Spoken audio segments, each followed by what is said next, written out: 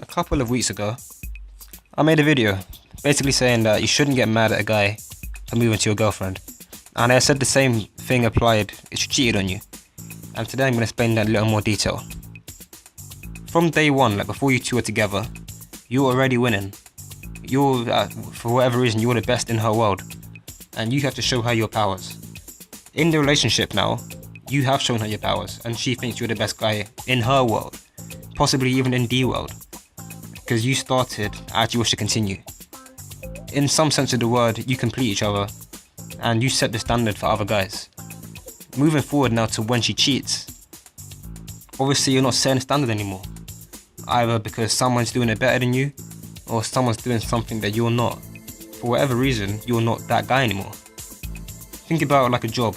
If you take a sick day, you can't expect the manager not to clock someone else in. This is just simple. Don't get me wrong, it's not always your fault. I mean, she could just be an idiot. Or if she was overly drunk or got drugged or spiked, that's different. I mean, obviously, getting drunk is case specific because you shouldn't just go out, get drunk, sleep with someone and say, oh, I was drunk, it's fine. That's not quite how it works. You need to control your actions, especially when you're drunk. Relating back to the previous video, if someone's moving to her, why didn't she get rid of him? Why did she keep him close and not say anything? You can't trust her. You need to remember, you can't get mad at the guy for that. This guy's simply pointing out her flaws. The sideman is there to remind you that she ain't shit. Obviously, like I said before, if you know the guy, it's very different. If this guy knows you and he knows you two are together and he still moves to her, then it's different. Like, you have to sort him out. But apart from that, you need to consider this. You need to understand that no matter what the guy does, if your girl is good, nothing will happen. And the same applies for guys, and the same applies for any other gender you want to believe in. In a relationship, it's never down to the person. It's if your partner cheats on you, sometimes, like I said, they could just be an idiot and they could just not respect you. But at the same time, they wouldn't need someone else if they had you. Straight after an argument is a touchy subject because, similar to being drunk, it's case specific. But I mean, 9 times out of 10, if you're arguing about like a Sky remote, maybe you watching football and she changes channel to put EastEnders on, you can't just go and sleep with her friend because that just makes no sense.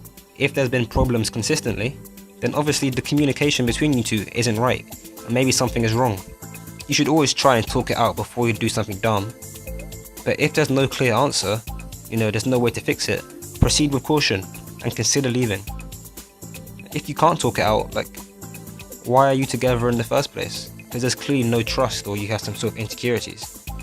If it's been a couple years, you two should have grown together and hopefully got over these problems. You can't continue to be like this. In a circumstance where you have cheated or you've been cheated on, you should expect the person to own up. Obviously it's easier said than done. I can understand why you wouldn't say, but in most cases it's better if you do. Especially if it comes out the wrong way. Think about that.